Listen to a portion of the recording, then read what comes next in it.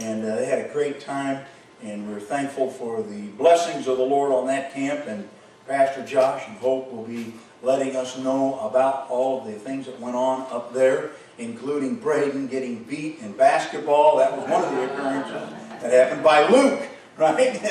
And I don't know, team against team, I don't know what all went on, but they had a good time, I know, and I'm sure that the Lord blessed, and we'll be looking forward to hearing about that this evening. So that'll be a part of the evening service as well. That's always an enjoyable time, so make sure you're here for that as well. All right, a couple of things going on. One is June 30th coming up. We're going to be having, I write on the calendar, dog. That's not necessarily a great name for us, but it's dinner on the grounds, right? I don't know how else to say it, but June 30th, we're going to have dinner on the grounds after the morning service, and then an afternoon service.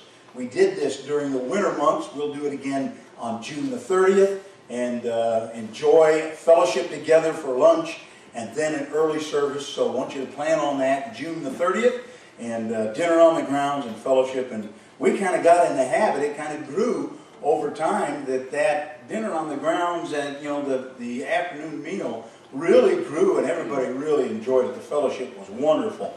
And so we'll be doing that again on June the 30th, and so you plan on that then. June the 20th, actually this Thursday, is scheduled for Man Camp. A lot of guys are excited about it and planning on it, but I have to tell you, we're going to have to postpone it. The weather is just horrible. We were down there this last Thursday, Friday, Saturday, and I had Calvary Chapel Baptist Church down there from Minster, and we got a guy stuck on the hillside. Man, it took us a couple hours to get that guy out. Actually, the biggest problem was the driver. He was horrible, man. I'm telling you, he just kept getting stuck worse and worse. And but we did finally, actually, the driver was Pastor Bob Warnick at Calvary Chapel Baptist Church. Don't let him drive for you, I'll tell you. But no, we had a great time. It's just the weather is just so bad there, and scheduled, what we're hearing from the Weather Channel, which who knows what's going to happen, but it's supposed to rain every day this week. And so it's just going to be too wet. We need 2 or 3 days of good dry weather just to make it to where we can enjoy it. So we're going to have to postpone it. I'm shooting for July 11th. All right, that's almost a month after. Hopefully we can dry out by then, amen. But we'll shoot for July 11th. So you guys, if you can, postpone that time. I'd appreciate it. It's just, I think it'd be too much of a miserable mess down there this week. So we're hoping for it to dry out. We'll shoot for July 11th. I'll try to confirm that by tonight to let you know for sure. And we'll postpone it till then, a Thursday, Friday, and Saturday, July 11th, 12th, and 13th. We'll shoot for it then. So I hope you guys can reschedule that and get in on it. We did have fun one day, Friday. It didn't rain all day, and we had a great time down there. And that's when we got him out with toe strapped about 70 feet long. I'm telling you, pulling him out, but we finally got him. But so hopefully we can reschedule it, and the weather will improve for that. So mark that down, July 11th. All right, junior camp's coming up June the 24th, the end of this month. The young people will be heading to Hoosier Hills Baptist Camp. And the speaker is Jason Caldwell, right? And he's been here at our church before. I've known him since he was born. And great young man. He'll do a great job. And that is a super camp. So young people 8 through 12. That's the right age. 8 is variable according to the kid, whether or not they can adjust being away from home. But 8 through 12 years old for the junior camp. That's an exciting camp. The young people have a great time. So if you need information about that, you need to see Pastor Josh or Brother Steve Henry, and they can let you know the details about that, June the 24th through the 28th. Graduation party coming up for Jared Yoder here in the gym, the June 29th, from 1 to 3 p.m., so mark that on your calendar to be a part of that. All right? Okay, I'm going to have Becky come, if you wouldn't mind, Becky Mack, and she's going to play the violin for us. And she's a violinist, which most of you know. She's played here before, but she's an excellent violinist. I enjoy her work. She actually helped us record some recordings 100 years ago, and she's an excellent musician, and she's going to play something for us. I think it's Orange Blossom Special or Bottom Cabbage Down or something like that. All right, good.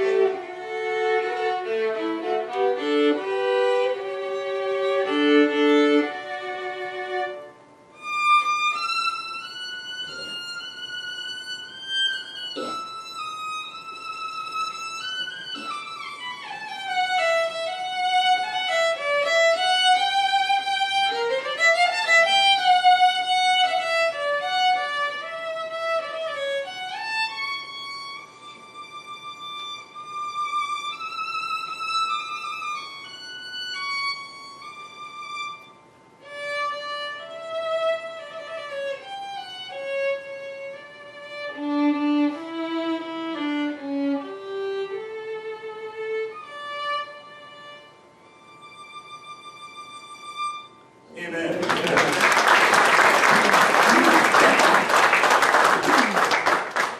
Some of you say, well, wow, she is talented, and she is. That's excellent fiddling. And she is talented. But I remember years ago when she was young, and I was a lot younger, and the work that her and her sisters did every day. She's not just talented, she's disciplined. I remember them doing the scales every morning.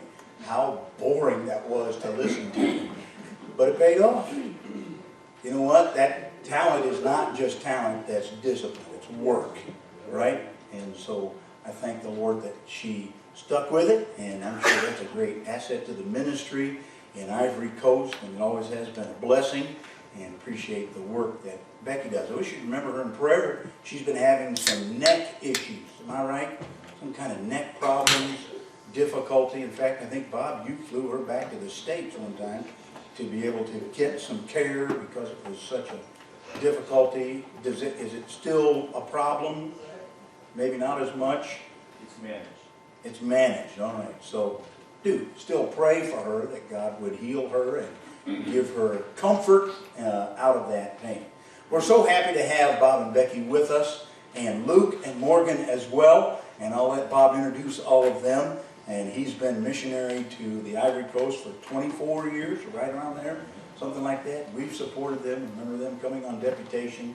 He is from my home church in Cleveland, Ohio, and I'm proud of the work that Cleveland Baptist has done, sending missionaries. And Bob and Becky have been dedicated to serving the Lord in the Ivory Coast of Africa, and we're thankful to the Lord for the work that they're doing and for them to be able to be with us today. So, Bob, you come, give us your presentation, preach what the Lord's laid on your heart. Let's give him a warm welcome as he comes. Excellent. Very happy to be with you again here at Celina Baptist Temple. And as Pastor said, it was during our deputation that we first came here, either late 1992 or early 1993 was when we first came to the Celina Baptist Temple, not too long after you had come. And so we have been working together for all that time in accomplishing the Great Commission that we have at the end of the book of Matthew, Matthew chapter 28 and verses 19 and 20. I know that you know them, and I know that you have heard them preached. But we review them by saying, "Go ye therefore and teach all nations, baptizing them in the name of the Father, and of the Son, and of the Holy Ghost, teaching them to observe all things whatsoever I have commanded you. And lo, I am with you always, even unto the end of the world." Yeah. So what we get to do at this point in time is to explain to you how you have accomplished the Great Commission in the Ivory Coast of West Africa. Pastor Clayton introduced our family. It was, in fact, my wife Becky who just played the violin solo. And we are here with our youngest son, Luke, who's going to stand and turn around and say hello. Luke is suffering a bit. He's going to try singing in the next hour. He's suffering a bit because he was at Kobiak with your teens in the rain, in the cold, and his throat is suffering a bit, but he's going to see what he can manage. And then our daughter as well is with her grandmother somewhere. I'm seeking. They're there, back there, okay. And so Grandma has Morgan duty today, keeping her calm and quiet during this hour. And also so happy to have Becky's parents with us, John and Lee Marshall. So many years in a very successful evangelism ministry are in town as well, so we can celebrate Father's Day with them. But so good to be back with you. As I said, 1992, 1993, we came and shared with you what we thought the Lord wanted to do in the Ivory Coast of West Africa. We spoke of you of the country, to you of the country. We spoke of what we thought the Lord wanted us to do. And you covenanted with us. You said, okay, we recognize our responsibility in the Great Commission. We know that as a local church, we are to get involved in the propagation of the gospel and the planting of churches around the world. So we are going to engage with you in the effort in the Ivory Coast. And God has taken your commitment and He has magnificently blessed it and multiplied it. And I know you haven't been there. You haven't met our people. You haven't seen a Sunday morning service in the Baingerville Church or the Zonneplay Church or the Mont Church. You haven't been able to talk with our pastors. But recognize with me today that as you have labored here in Celina, Ohio, you have also labored in the Ivory Coast of West Africa. And there are many, many, many rewards that await you at the judgment seat for your faithfulness in prayers and your faithfulness in financial support. And I know it's challenging, because again, you're here. You see what's happening in Celina. You're dealing with tornado damage and other things that are happening. You're trying to reach a lost and dying world here. Africa is a very foreign concept. You see things in the news that make you wonder how that continent even continues. And it has to be a challenge to want to faithfully engage and pray for things that are happening on the African continent. But you have, and God has blessed it. So today, allow us to show you what your faithfulness in your missions program has accomplished in the Ivory Coast of West Africa. And the objective in this Sunday school hour is to rejoice together, to celebrate what God has done in the Ivory Coast, and for you to see your part in that and understand how you and your faithfulness have had such an impact in another area of the world. 1992, 1993, we did our deputation, went off to language school in 1994. Finished in 1995. The Ivory Coast speaks French, and that is by far the dominant language in the area that we are. So up until this point, we have not had to learn an African language. I probably have 25 African languages represented in our Baingerville church, so there isn't a particular one we'd have to learn. They're all speaking French, and they're all speaking it better than me. And so the French language works very well in our ministry there. We learned it, arrived in the Ivory Coast in September of 1995, and worked in our first term in the city of Anyama with another missionary.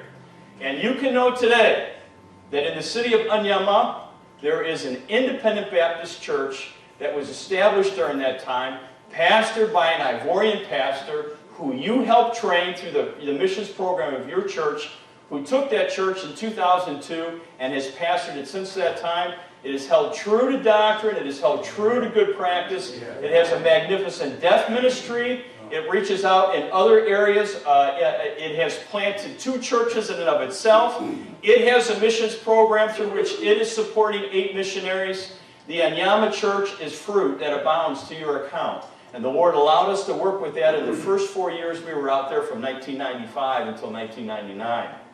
In the year 2000, the Lord moved us to the city of Baingerville. You, perhaps in reading our letters, you were saying Bingerville. It's not Bingerville. It's bang, like a gun, Baingerville. And we have been there since the year 2000, working with a church that really appears to be becoming a model independent Baptist church for the Ivory Coast of West Africa. Something that our future churches are going to be able to look at and realize this is the type of local church situation that we need to be following. In 2000, we started the church. We started it in our home. We were in the downstairs level of our home for 2 years. The Lord blessed that time. We got to about 100 people. The Lord gave us a piece of land. We moved onto that land right about the time that the political instability developed in the Ivory Coast. Maybe you'll remember, September of 2002, the war broke out. Unfortunately, Luke here decided he wanted to be born on that day. So given the fact that the country was at war, we ended up doing that birth at home, quite unintentionally, but that was what the circumstances obliged us to. And we went through about 9 years of political instability. So trying to develop and raise up a church during that time had its challenges. But fortunately, we attained some stability in 2011. And since that time, we've been able to work unrestricted. In addition to the Bangerville Church, you've planted a church in the far north of the country, in a village called Zanapledugu, near the border with Burkina Faso. Village of about 4,000 people. And we went up there, as we've testified in the past, in order to preach a funeral service. And simply through preaching a funeral service, there were 60 people that came to Christ. And the chief immediately asked us to send a missionary to that village. The chief immediately gave us land on which to put a church building so that these 60 converts in his village would have somebody to take care of them spiritually. And by God's grace, we have been able to do that together. There is a church in Zanapledugu with its pastor.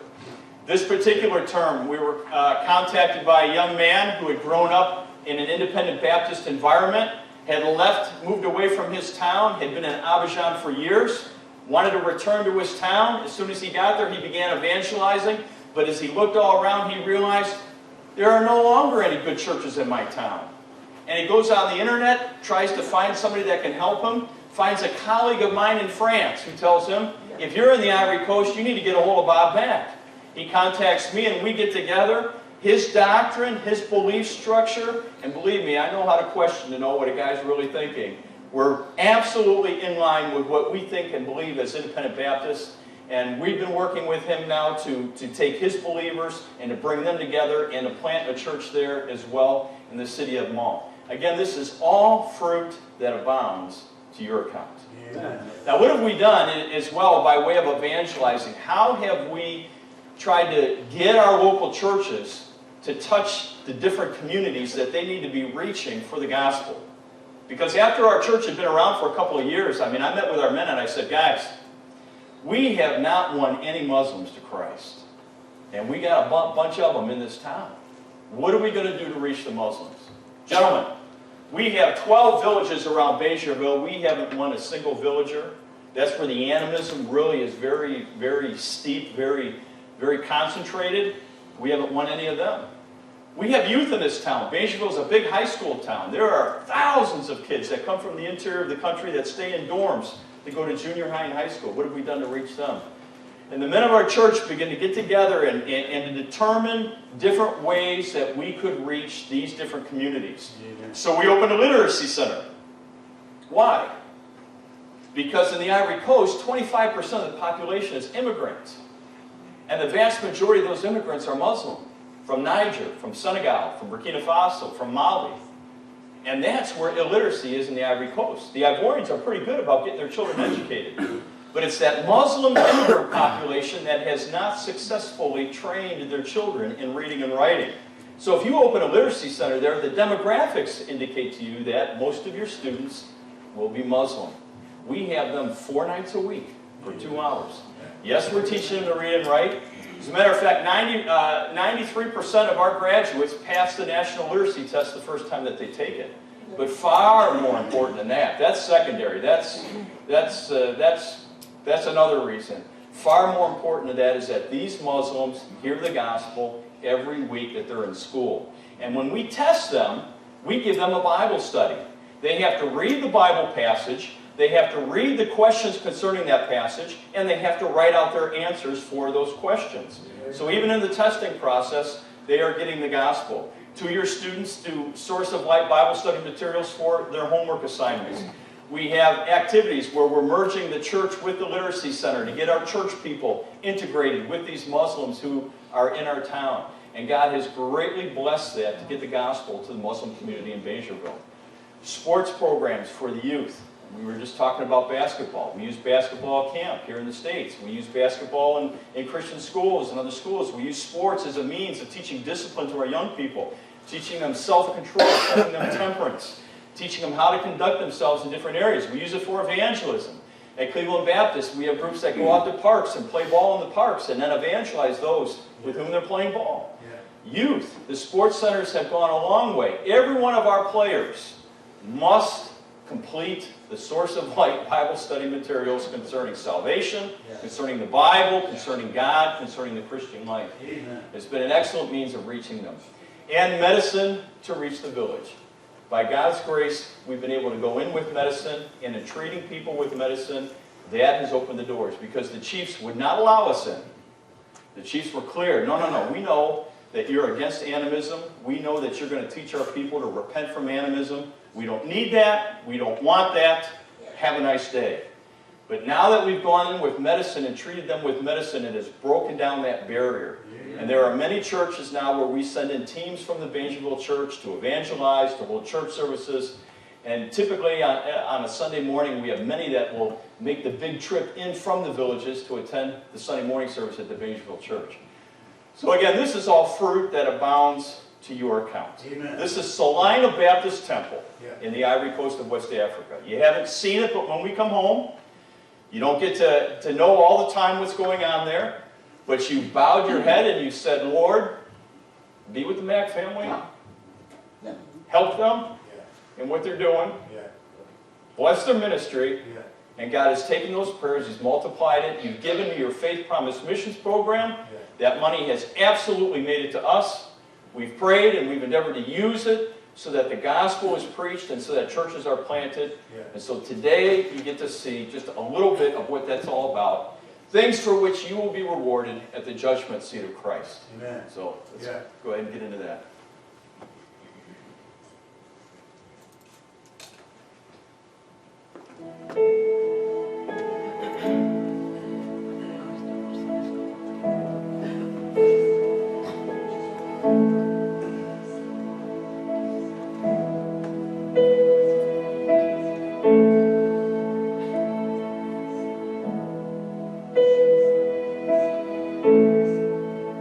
Côte d'Ivoire is a beautiful country full of growth and opportunity. It's also a country filled with need, corruption, and brokenness. Our family first came here to the Ivory Coast nearly 25 years ago. We had our first church service with the Bangerville Church on Sunday morning, June 18th, 2000. The church met in the downstairs section of our home. In the first 2 years, the church grew to about 100 people. The adults met for an abbreviated Sunday school session and in the church service in that downstairs room. The children met under a tent on our backyard basketball court. In August of 2002, the church moved to its present site. The initiation of the war necessitated that the church leave the Mack home and move to its newly acquired property. A small temporary building was erected with an outside baptistry. In 2004, our Sunday school program was initiated. In 2007, the church voted in its first constitution. Membership was established with the missions program inaugurated. Construction began on the Bible Seminary building. With time, construction began as well with the permanent church building. By the end of 2014, the church had attained its present building situation on the land. Since its beginning, the Fundamental Baptist Church has established its ministries of evangelism, missions, youth, literacy, village evangelism, and sports. As well, it has established 5 committees to help with the management of church affairs. Since 2012, the church has had a group of deacons, which is currently at 5. This is in addition to its normal Sunday school, church service, and choir activities.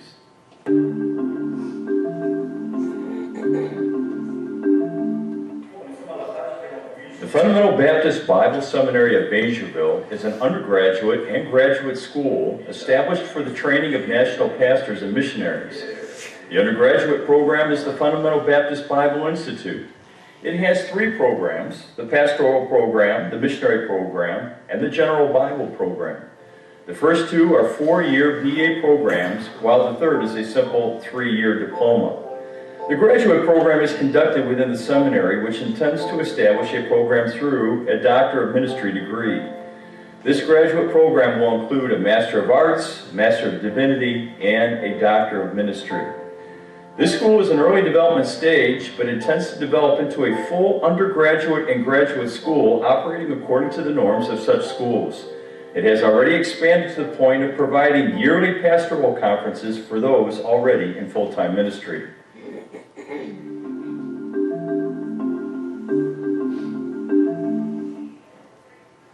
The Medical Village Ministry began in November of 2004 with the opening of our first clinic. This was opened in an effort to evangelize the surrounding villages of Bayshireville. This clinic operated from 2004 to 2010. During this time, many medical days were accomplished in the villages in addition to the care offered at the clinic. This effectively opened the door to ministry in these villages. Christine McLaughlin came in 2009 and has maintained the medical care given in these villages even after the closing of the clinic. Teams from the Bayshireville Church are organized to go to the villages on Saturday and Sunday for evangelism and church service purposes. Many come from the villages on Sunday to participate in the Bayshireville church services. This ministry has effectively reached into areas of strong animism to give the gospel of Christ.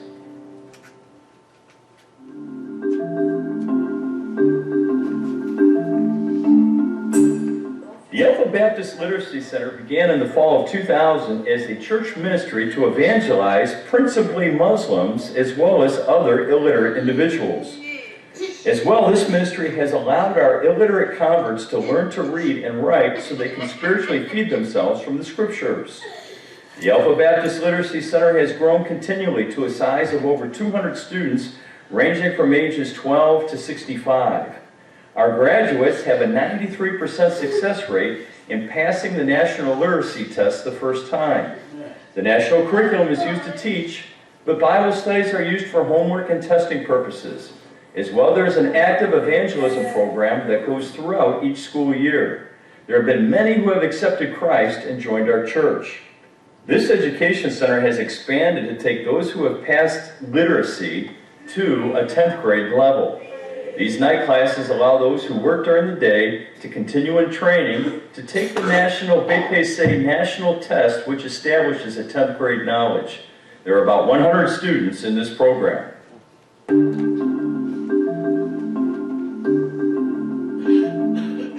The Emmanuel Basketball Center of Bayshireville began in 2007. This center is comprised of 5 teams in the following age divisions: 10 and 11 years old, 12 and 13 years old, 14 to 15 years old, 16 to 17 years old, and 18 to 19 years old.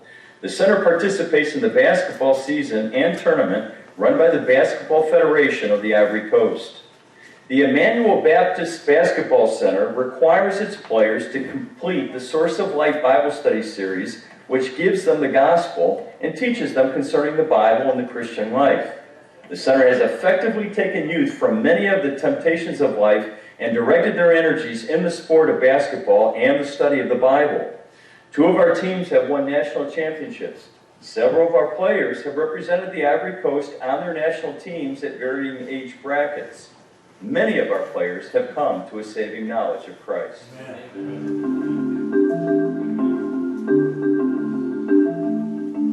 BIMI was first established in the Ivory Coast in 1973. Its paperwork was then renewed in 2001. BIMI continued from 1973 to 2014 as nothing more than a name to allow American missionaries to achieve resident status. In 2013, the project was initiated to update our paperwork to render it correct in relation to the developing bureaucracy of the Ivorian Ministry of Interior. This paperwork set up the proper statutes and bylaws for such an organization, allowing for more cohesion amongst missionaries, more ministry opportunities for missionaries, and the legal coverage of its Ivorian pastors and churches. This paperwork was approved by the Ministry of the Interior in April of 2014. BIMI now functions correctly as an approved Christian organization. I am its president. In this capacity, I am responsible for its yearly general assemblies, its legal documentation for land acquisitions, and the legal settling of its disputes.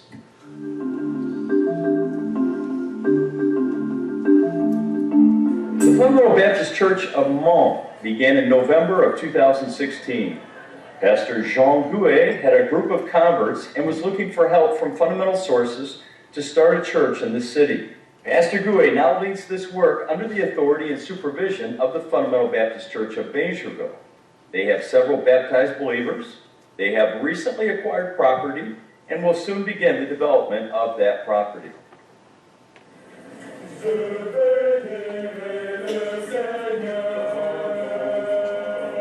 Funeral services in the village of Zanapledugu, 60 converts were reached in this village in March of 2008.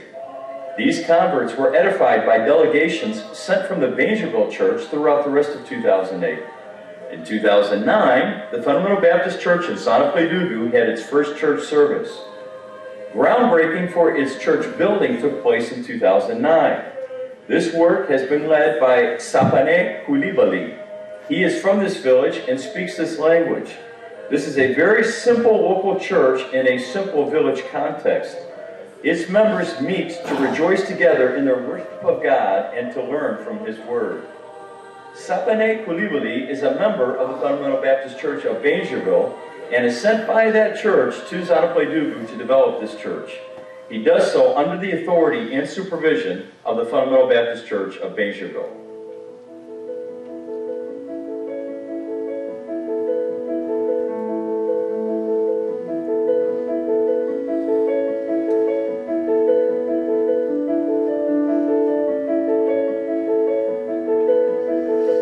When we return to Baingerville for our 6th term, we will be finishing construction on our permanent building, on our seminary building, and on the parsonage. We'll also be selecting the future pastor and assistant pastor. At this time, the church will be declared autonomous. God has worked mightily in these 25 years here in Côte d'Ivoire. We have seen how He opens the eyes of the blind, binds up the brokenhearted, and provides in our need. We've seen His hand at work time and time again in the lives of the people we've met here. How can you be a part of this with us?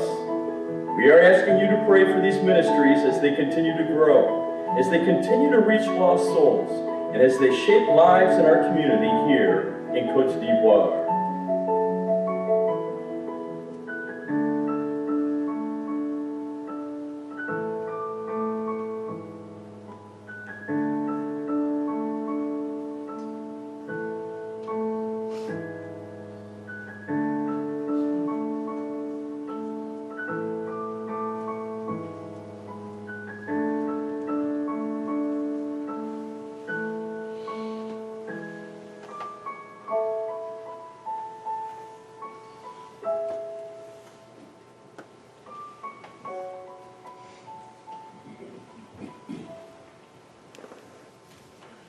Excellent. Okay, that gives you at least a glimpse, an idea of what the Lord is doing there in the Ivory Coast of West Africa. And again, this is very much due to the faithful prayers and support of the Celina Baptist Temple.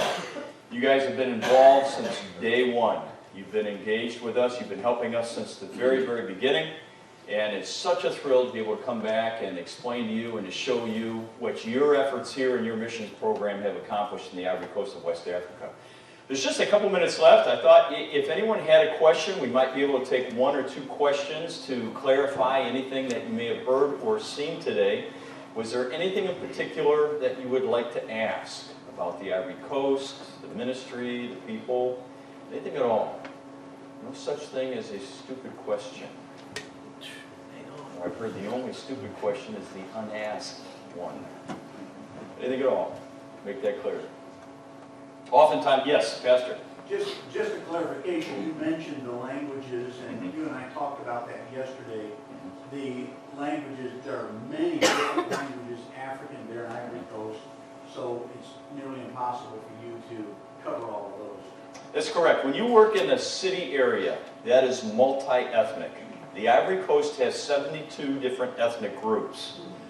But if you are in a city area, you're going to find representatives of practically all of those groups in that city. It is multi-ethnic. So in order to have any cohesion at all, everyone must use the French language. And the Ivory Coast is exceptional in this way. Many of the French West African countries really had an attitude of kicking everything French out of the country when they declared their independence, but the Ivory Coast embraced the French language. The education department is run by the national government in this country. So if you teach in a public school in the Ivory Coast, you are in fact a federal government employee. And the government will never send a teacher to the area of the country that he is from, because they do not want him slipping into the local African language in the classroom.